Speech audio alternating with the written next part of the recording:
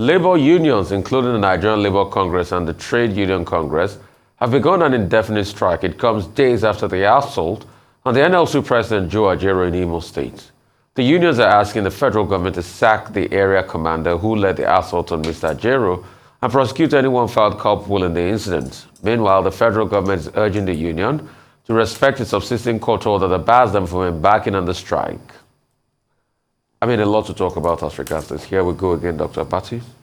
Well, you recall that last week, following the attack on Joe Ajaero, the NLC and the TUC met and then served notice after stating a number of conditions that NLC and TUC will embark on a nationwide strike. For what reason?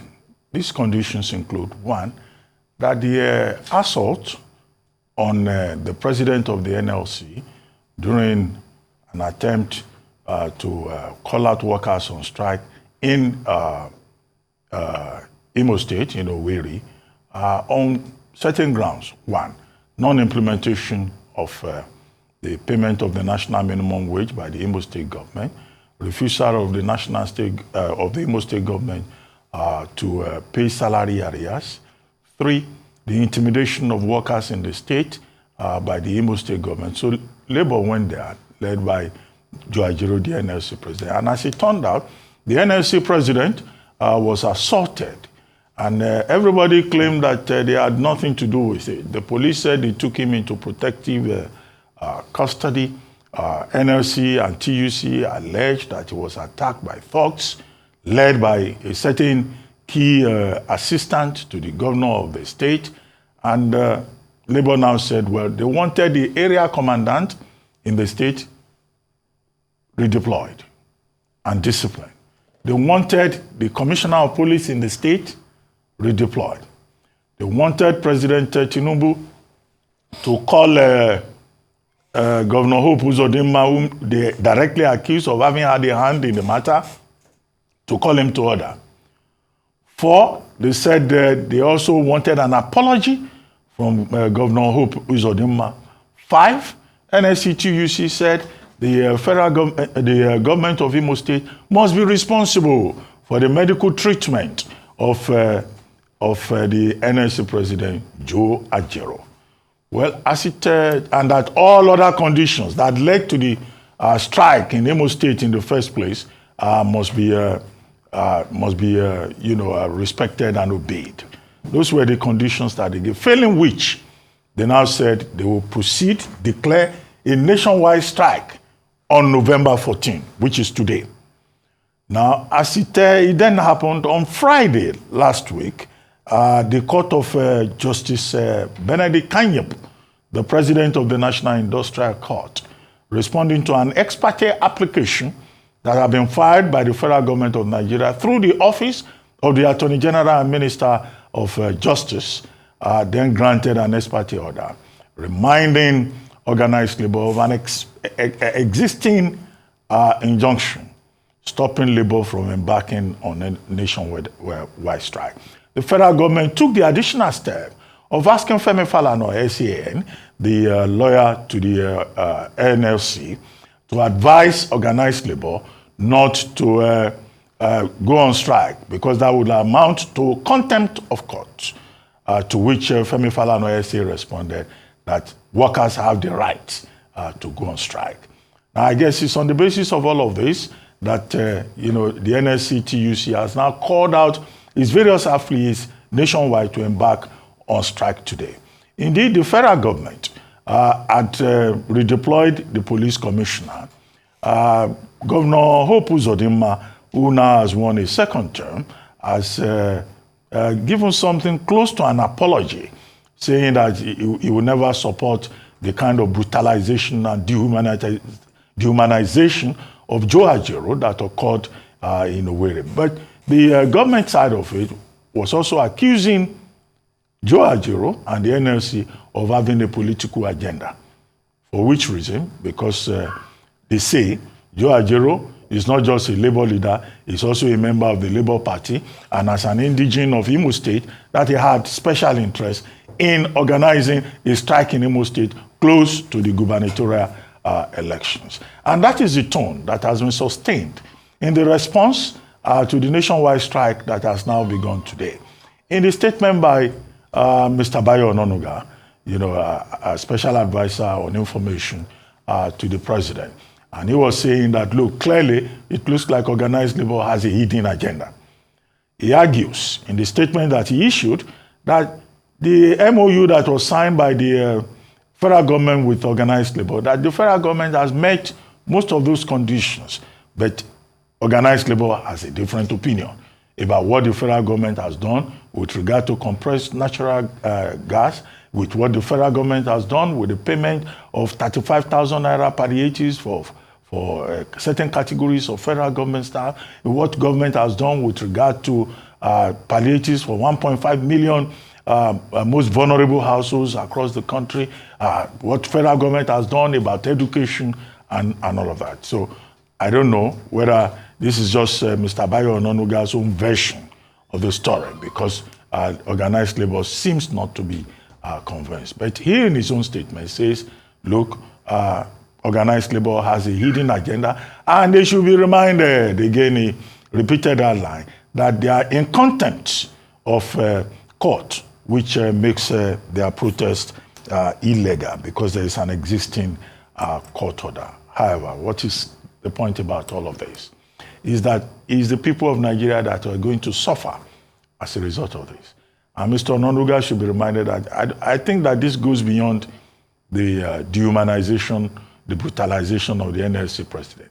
The basic issues need to be addressed about removal of subsidy and all the other items that I have outlined. I think that that's the larger question. And the battle in Imo State is about, the state government respecting the rights of workers. However, since the federal government insists that labor is contemptuous, we'll see whether the National Industrial Court will charge those labor leaders for contempt and what will come out of that. And then the second thing, of course, is whether the strike will be successful or not. It's true that this time around, the NLC and TUC seem to have a meeting of minds with regard to the nationwide strike that they have called. But will the strike be successful? Because it's one thing to call a strike, it is another thing for the strike to be nationwide and effective in a sense. And I say that for the reason that there are people who think that in terms of strategy, labor, organized labor in Nigeria may also probably be overstretching itself, and it stands the risk of running out of steam, clearly. And so one thing is certain. How did it get here? You've been able to state how we got here, Dr. Abati, so I'm not going to belabor that issue, but I'm just going to make a couple of points. Number one, nobody likes strikes. But labor has a justified reason for this. Like I said yesterday, we can't all go mad. We can't live in a country where a labor leader went for a protest and is beaten that way. And I keep asking the question, if Joe Ajero had been killed, is this how the police will be passing the buck? Yes, give it to the government. They've redeployed the commissioner of police. The IG has said they're going to investigate and all of that. But we've not seen concrete results. Is it that we cannot find the mob that beat Ajero? Do we now have an unknown mob? Anyway, humor me, it's Nigeria. In the 70s, we had unknown soldiers that threw fellas' mother down, that did a lot of harm and a lot of damage. I'm sure probably we have unknown civilians. Now we have unknown mob. This is also the country of unknown gunmen. So is it that since then, something like this happened, and everybody keeps saying we don't have an hand in it, then all of a sudden, the truth is nobody can find those that perpetrated this act against Joe Ajero. During Joe Ajero's press conference, he made very indicting statements about the government and about the police. So is it that that has not been investigated? I feel bad about the strike, yes, because at the time Nigeria needs a lot of economic resurgence. It's going to hamper activities like it has done. I spoke to some oil workers in key oil companies today. They couldn't go to work. They are not at work as we speak today, at least one of them that I spoke to, because of the strike. But why didn't the government solve the problem? The government went to court, yes, got a court order, But Mr. Fallon has been able to tell them that actually, these labor leaders and labor can go on strike. But when the government talks about contempt of court, I laugh at hypocrisy. Is this not the same government that a court of law ruled that Emefiele should be released, that the DSS officials rearrested him? Was that not contempt? Was that not even violation and desecration of the temple of justice? Was there no fisticuff between two government officials of prisons and the DSS? It happened here in Lagos, that drama. So when they talk about contempt of court, I'm taken aback. Then Mr. Bayo Onanuga says, yeah, there's political reason and slant to it. But if you look at the case of Imo, that matter has been on even before the political season started about the rights of the workers. Why hasn't the governor fixed the problem?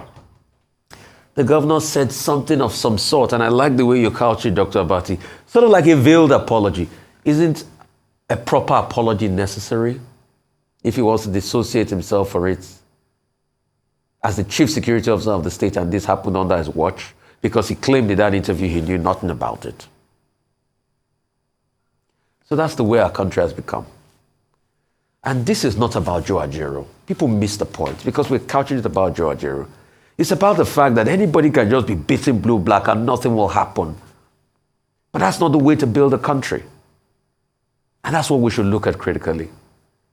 So all of the terms laid down, like you laid them out, Dr. Abati, can the government engage labor? Hopefully they will be able to engage labor in the coming days. I'll be able to reach a compromise and stop all of this. The argument about labor overstretching itself, I think labor, yes, has that problem. Because a lot of Nigerians feel where they ought to have gone on strike, they will not go on strike. The government has a way of stealing their thunder, they talk and all of that.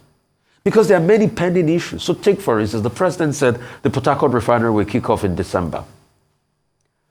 Heineken Lokpobiri has come out to say, that's the Minister of State for oil, has come out to say otherwise. That is the first phase that will kick off. So we have money problems. Today, automatically, we've forgotten even about the plight of the workers from the subsidy removal. You know how we behave in Nigeria? We just adapt. And when we are pushed to the wall, we morph into the wall. It comes from a lot of African magic, you know, where people disappear into the wall. But the problems don't go away. Just like there's that big problem there that the government is saying they want to take 40% of the revenue from universities already. We're complaining that universities don't have enough money to run themselves, and you want to take 40% of that out of that revenue. So how do they fix the problems they have? We're complaining of low funding in the educational sector. So multiple problems. But the government should sit down and have due conversations with labor. Hopefully at first by restoring the confidence of labor in the minister of labor itself, because that's another story for another day.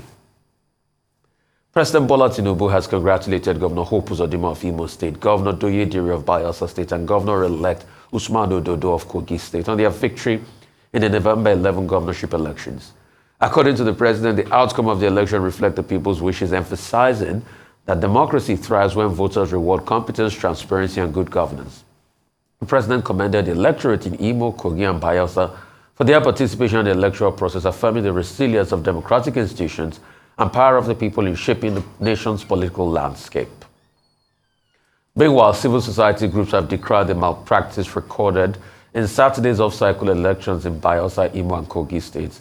While some want independent National Electoral Commission to conduct a comprehensive audit of the Imo State governorship election results, others recommend reforming the political systems to strengthen electoral democracy. Arise correspondent Georgina Ndukweze-Inka reports. Reports from civil rights observers indicate that the just concluded off-cycle governorship elections in Bayelsa, Imo, and Kogi states was fraught with several irregularities, malpractices, and breach of electoral laws. For instance, Yiga Africa report indicates incidences of ballot box snatching, pre-filled result sheets being presented in some wards, and polling officials accrediting voters without using the BVAS. INEC should also conduct a comprehensive audit of the Imo governorship elections and make its findings public. We are concerned about the continuous decline in the quality of our elections and the penchant to lower the integrity standards of our elections, irrespective of reforms introduced by INEC and progress made in reforming our election legal framework. The November 11 election were another missed opportunity to rebuild trust and confidence in the electoral process. In its assessment, the Center for Democracy and Development says abuse of power of incumbency translates to unfair electoral advantage by the ruling party in the 3 states, a major setback for electoral integrity. The abuse of incumbency takes any or all of the following forms: unequal access of opposition parties to state electronic media, the deployment of state resources such as official state vehicles and staff for electioneering campaigns, and the mobilization of voting banks by parties in power in the 3 states. We must address the issue of political reform, mainly party reform, before we can even move. If you have a single term, the same problems will arise over who wins the elections, over who is going to succeed me. The problem is not that. Is basically the attitude people who are not Democrats driving the Democrat in this country. For the Nigeria Civil Society Situation Room, credible elections will continue to be elusive as long as the wrong persons continue to drive Nigeria's electoral process. The coalition is demanding that INEC conducts an independent audit of the elections. Elections fell far below the threshold of credible elections. These elections represent a major setback in Nigeria's democratic development. Situation Rooms calls on INEC to fully review the elections in Kogi and Imo states to identify the incidents of malpractice that took place and reflects the genuine vote of the people. The civil rights groups believe that there is need for the National Assembly to accelerate the process of electoral reforms, especially the establishment of the Electoral Offences Commission to promptly prosecute electoral offenders. Georgina Ndukwezainka, Arise News. Right. Also, opposition lawmakers in the House of Representatives say the outcome of the Imo governorship election is illegitimate and a product of a grave electoral rascality and political treason. The lawmakers condemned INEC, security agencies, and All Progressive Congress for their role in the Imo elections. They allege that thugs backed by security agencies shot and destroyed private property in a bid to scare the people away so that they could announce already written figures without accreditation or credible election. The opposition lawmakers want the US, UK, France, and Canada to place a ban on the key actor members of their immediate family in what they call Imo electoral robbery.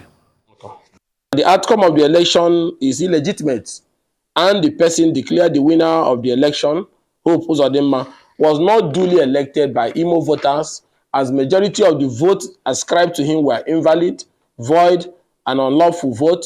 Hence, we declare him a self-imposed governor. That we have already exposed evidence of massive overvoting from the result of Beaver's machine accreditation, which showed very low turnout and results showing high turnout. I want you people to also take a look at this. If you go to Uzodinma's village, Omoma Oru East, you can see from polling unit 035, the health center, accredited voters is 4, but the vote Uzodinma scored is 351. If you also go to his village, Omoma Oru East, Ekwenja Okwozu, the vote accredited is 13, and the vote he scored is 400. You can imagine the level of fraud and criminality that happened in Imo State in the name of election. You now go to Okigwe, Amori, Ahenyi, no accreditation at all, and the vote scored by APC is 509. Let me inform you that there are moves currently on with some people in the IT department of INEC to illegally upload accreditation figures into the Beaver's machine and the back-end server to tally with this fraud that was committed on Saturday, this political treason. In Kogi State, the Action Alliance governorship candidate Olaika Buraimo has rejected the result of the governorship election in the state. He is asking INEC to conduct fresh elections. At a press conference, Buraimo said votes were not counted in many polling units and alleged that there was violence, vote buying, and other electoral misconduct. He has vowed to go to court if INEC fails to conduct a fresh poll. It is on record that this election was characterized by many issues, bridging of processes, and that has affected the credibility of this election. I'd like to say that from feedbacks that we have received from our agents and collation officers across the state, we have established a lot of processes that were not followed, guidelines broken, a lot of vote buying, and several other issues that questions the credibility of the process of this election. I would like to bring to the world that the results as announced by INEC is not acceptable by us. We are rejecting this result in totality. Another party in Kogi State, the Social Democratic Party, says it has proof that the electoral body INEC has today updated results it announced on Sunday in the governorship polls. The SDP says it has evidence that Murtala Yakubu Ajaka won the election by a landslide, but INEC officials with the opposition party announced a different results. The party has also accused Kogi State Commissioner of Police Bertrand Onoha and Governor Yahaya Bello attacked the home of the Director General of SDP Campaign Council, Sheikh Ibrahim Jibrin, as well as other members of the team. A lot to chat about this morning, Dr. Bati. Yeah, okay. I've tried to do a very detailed review of the all-cycle elections in an essay, which is on the back page of This Day Today. But, you know, what has been reported, I think we can just deal with the major substance. First, let's start with the opposition parties. All the opposition parties, except one or two in one state, you know, have condemned the election process, either in Imo or in Kogi or in Bayelsa.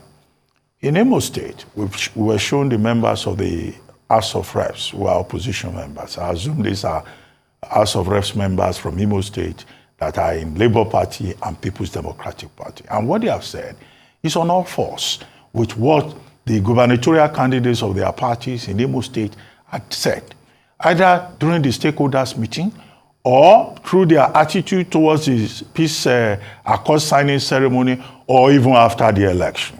Senator Atan Achonu of the Labour Party had made it very clear that as far as he is concerned and his party is concerned, that no election took place in Imo State. That what occurred in Imo State was a scam.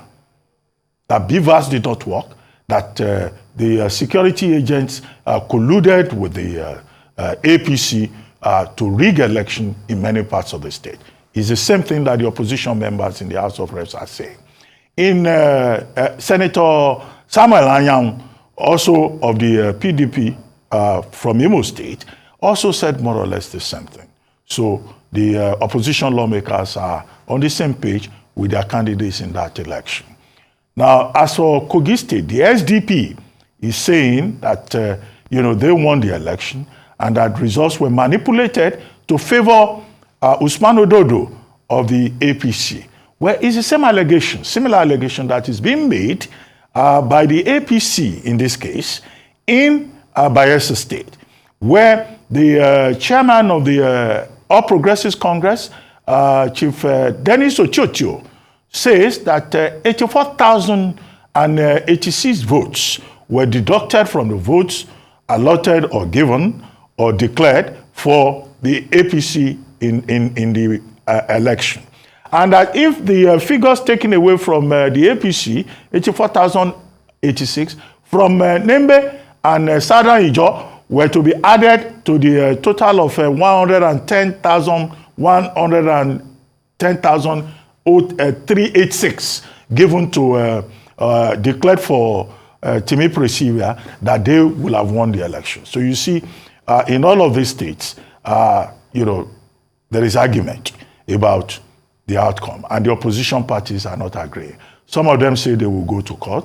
One or two say they won't bother to go to court because they don't trust the courts. Our advice to those people who say they don't want to go to court is they should not resort to self-help, because self-help would amount to sheer criminality.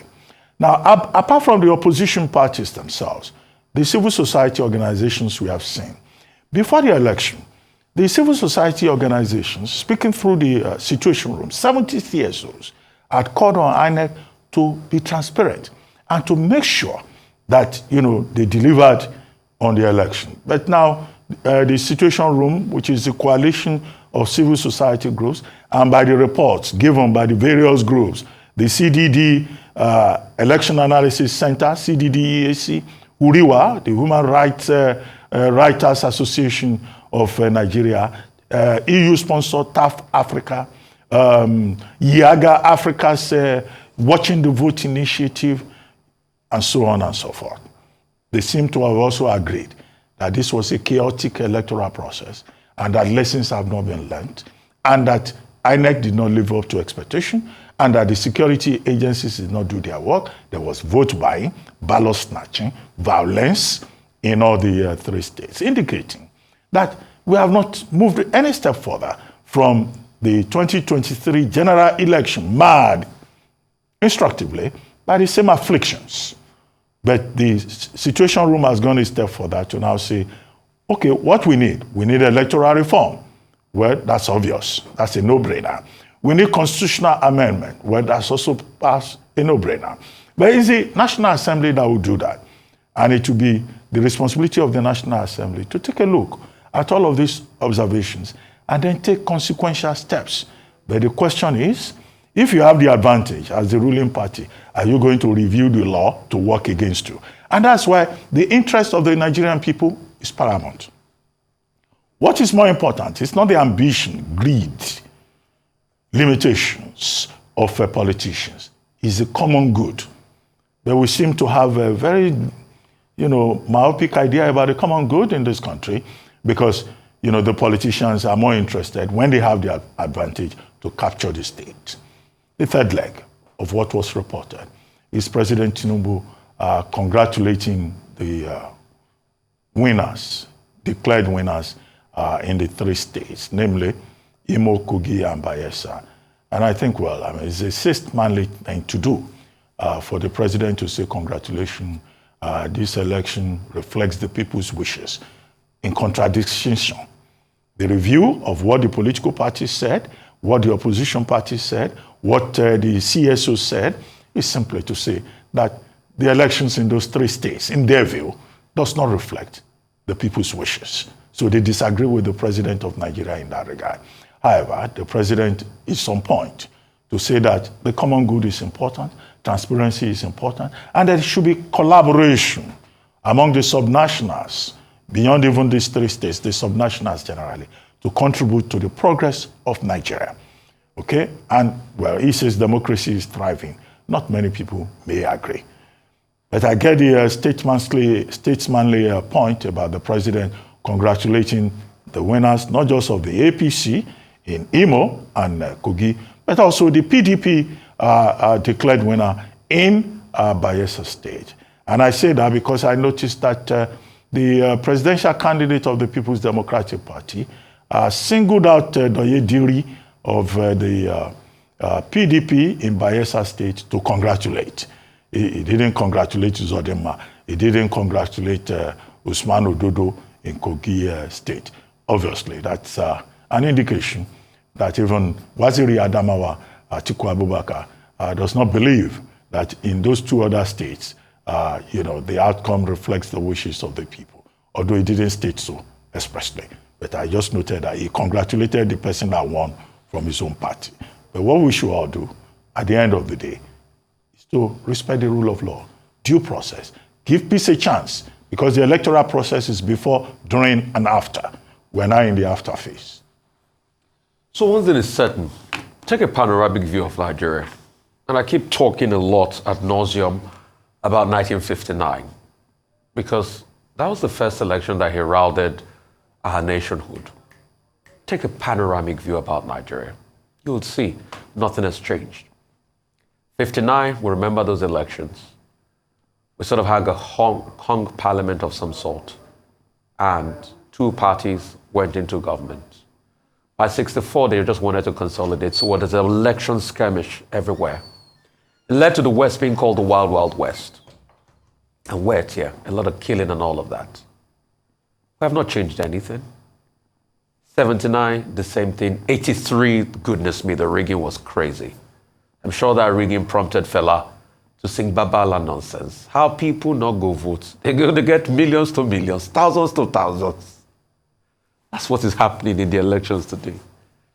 We had a ray of hope because elections from 2000 still dogged by the same way. In fact, President Yar'Adua was the only man bold enough to come out to say that the elections that brought him in were fraught with irregularities. But that case was very close at the Supreme Court. President Jonathan made mention of it. It was 4-3 at the Supreme Court on 2007 elections. We made some gains in 2015, because Uwe's report was written. Mahmoud Jega, that worked on the Uwe's report, was brought in for the 2015. So we had some leeway, but all the things we recorded, we have lost. Started from 2019 elections, 2023 just put everything down. So now we've gone back to where we don't even know what we're doing today. The so-called IREF that some people touted as a vote rigging machine. So it's obvious now that IREF can be manipulated. So what's the future of elections? Maybe INEC will have to come up with something again. Because if we have allegations of people now trying to impute figures in IREF, I mean, take for instance, how can you have, in a place of accredited voters of 48, you're having over 1,000 votes come out? How will the INEC electoral sheet, sensitive material that they even say they go store in the CBN, the central bank, people already have the sheet and writing results before it starts. INEC say, oh, we heard about this, we're going to do something about it. All of a sudden, INEC say, we're not going to do anything about it again because the number of people that ought to vote will not marginally affect the outcome. How can you have vote cast be more than accredited voters? In some polling units, over 90% of registered voters came out. In fact, the elections were so shocking and laughable that in some states, in the last presidential election, more people came out in this governorship election than in the presidential election. So our election has become child's play like Chucky. And we have taken 15 steps backward. We have lost everything. And that's why you see the opposition screaming everywhere. At least we had some level of sensible elections in 2015 that President Goodluck Jonathan didn't even challenge in court. And pervasively, people knew these elections were a whole lot better. But now we've gone back to the days of the early 2000s.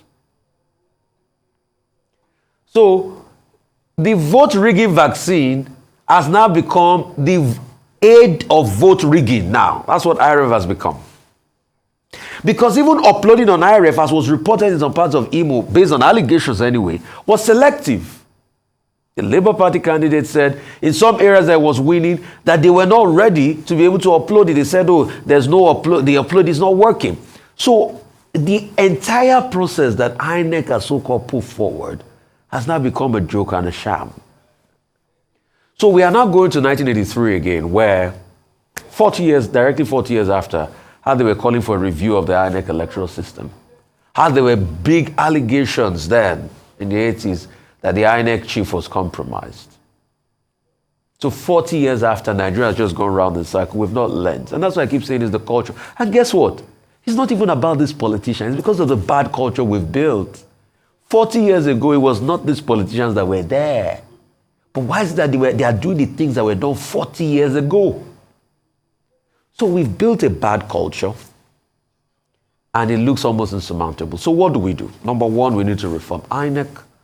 Two, Nigerians need to play an active role in this process that is going on in the National Assembly now, as regards constitutional review. And in part of the things they're talking about now, I think Okwemebe Bamidele was talking about it recently, is the fact that they want to look at diaspora voting. Probably if that one can also pass in our constitution. Then also, if we can look at a total revamp at INEC, all the sections of the electoral law we need to look at. Because all of a sudden, the same INEC guideline that the court ruled that was not law all of a sudden became law in this last election when INEC made up their guideline and they used to decide. So that's the kind of country we have built for ourselves. So part of the solution review of electoral system, make the laws tougher, and also let's try as much as possible to constantly educate and re-educate our politicians. I hope God will help Nigeria.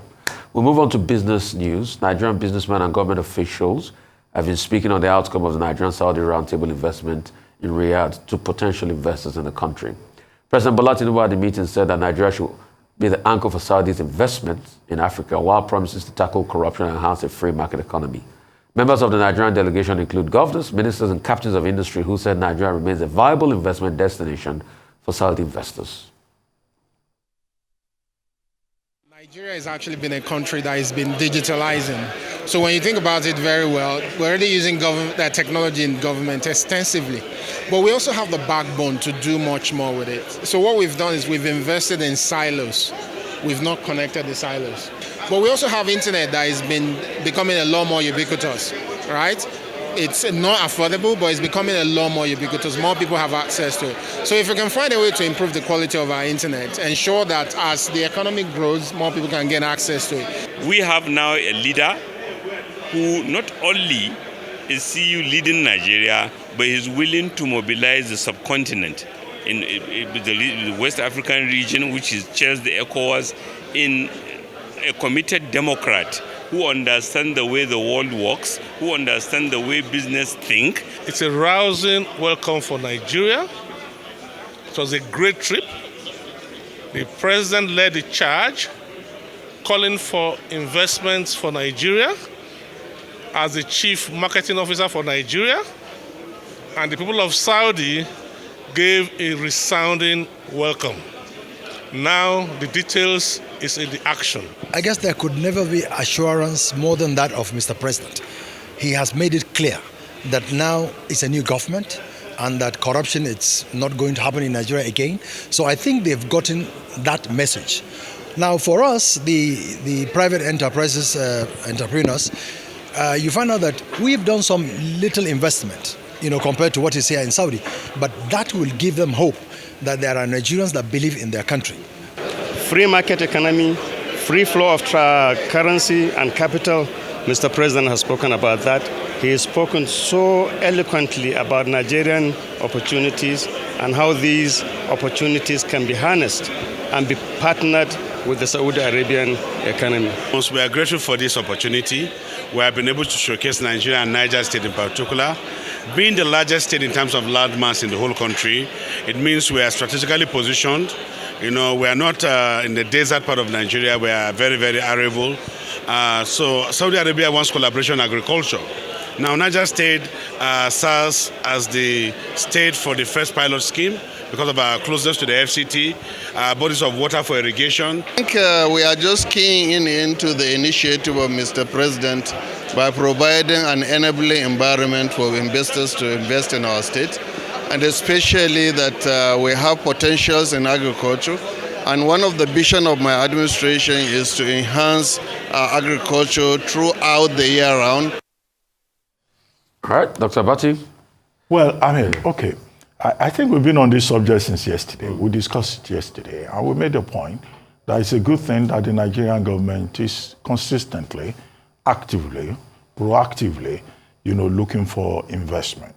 The Nigerian president was in India, where he got over a promise of over $40 billion worth of investment. He was in the United Arab Emirates, where he was also able to secure some commitments, and now he has taken his investment drive to Saudi Arabia, where the Crown Prince Mohammed bin Salman, has promised, that Saudi Arabia is interested within the framework of Saudi Africa Summit, to be involved in investment in Nigeria, the flow of forex, agriculture, the energy sector, and also mining. Mining is another major issue that had come up in the conversations. And in the last 2 days, there's been quite a high level of excitement in Nigeria about this with the presidency and other parties involved. And we've just seen, some of the business people that are there. Aliko Dangote, the president of the Dangote Group, had in fact said, at one of the, meetings, that look, the Saudi community, the Saudi investing community, should be interested in coming to Nigeria because Nigeria is the best kept secret in terms of return on investments. Okay, and also the chairman of the NGX, the Nigerian Stock Exchange, also said that look, Nigeria is looking forward to a situation whereby Saudi Aramco will list on the NGX, the Nigerian Stock Exchange, so that will help us with foreign exchange, and then Nigeria will also have opportunities in Saudi Arabia. But we made the point yesterday that follow-through is important. 2, we must relate with the Saudi Arabian authorities at the level of equality, and we must take advantage of, our own comparative values in terms of that relationship. However, is it not ironic that as the president of Nigeria is in Saudi Arabia, attending a round table, and we're talking about attracting investments and cooperation both ways, Saudi Arabia and Nigeria, a Nigerian airline, Air Peace, was to land in Jeddah on Monday, yesterday. It had 264 passengers on board. The preliminary check-in processes had been done. There was no complaint from the other end, only for Air Peace to be disallowed from disembarking its passengers. In fact, on arrival, the visas that have been approved for the 264 persons on board was cancelled. And at the moment when the president of Nigeria was there, still attending a round table on business with the Saudi authorities. No, I think that is disrespectful to Nigeria. It is shocking. We may be celebrating investment and all that, but it should be at the level of mutual respect. And to the extent that reciprocity is a major element of diplomatic relations, the Nigerian government should take this seriously. Yes, the Nigerian embassy in Saudi Arabia intervened, but what did the Saudi Arabian authorities do?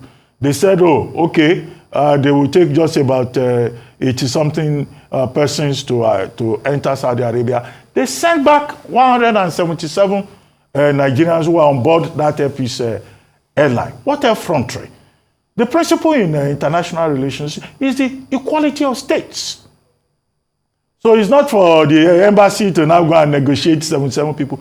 The next thing that the Nigerian government should do, any Saudi airline that comes to Nigeria should be sent back immediately.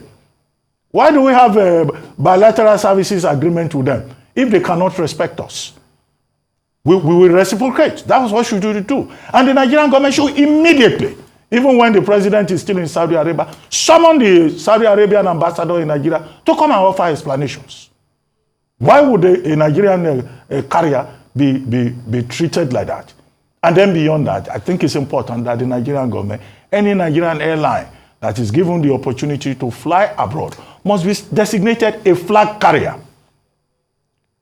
Whether it's privately owned or not, must be designated a flag carrier of Nigeria, so that our sovereign rights can be properly respected. Otherwise, all this attracting investment and partnership and collaboration, we will still be treated with disrespect. And that should not be part of the equation. I hope the Ministry of Foreign Affairs is listening. They should summon the Saudi Arabian ambassador immediately. What is that? I mean, very well said, Dr. Abati. Very well said. And I must commend you for saying that. But there's a need for partnerships, and that's the reason for that meeting. And there's a need for collaboration. Nigeria pushes its weight on the African continent, and Nigeria is a great country. And also seeking partnership and relationship with Saudi Arabia, it has to be said. And the people that were invited there were invited for different specific reasons. My boss was there, a man I respect so much, Risundukal Bayagbana. He was invited as a business leader from Nigeria. There's a special recognition by the Saudi authorities on the immense role his media outlet Arise TV has played, not just in Nigeria, on the African continent. So there's a need for those collaborations, cross-sectoral. But also, what there's a need for is us as a people to grow internally. And I'll come back to the point Dr. Abati made about how the Saudi treated us.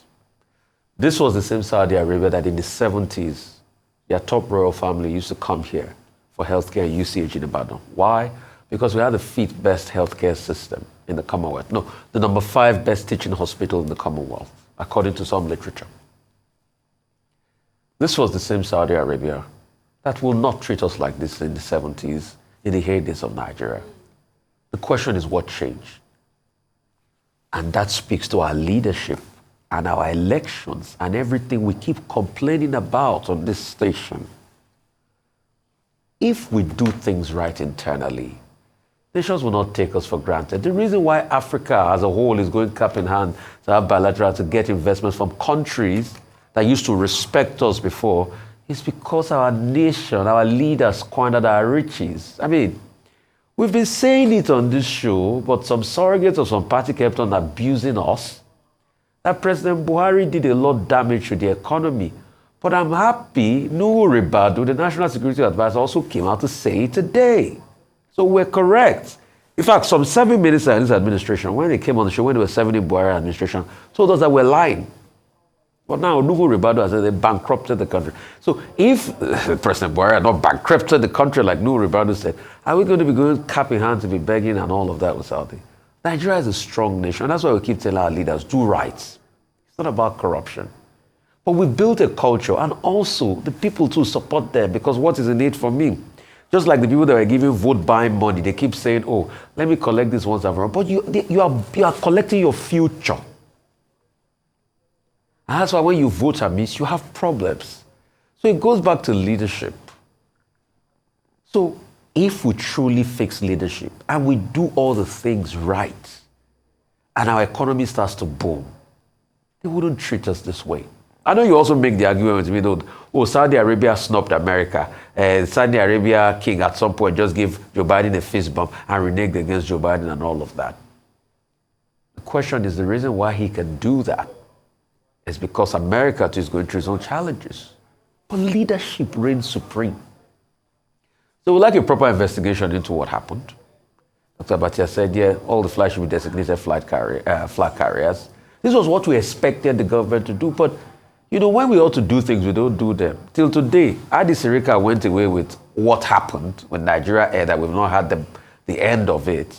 So today, we don't have a flag carrier. What I would have thought is government will have invested in airlines like Air Peace and some other airlines to have flag carrier, but today we are not going anywhere. Just like Saudi today, see how the Dubai authorities have also treated us over the years. When Nigeria still has that bite. Nigeria always has a bite, too.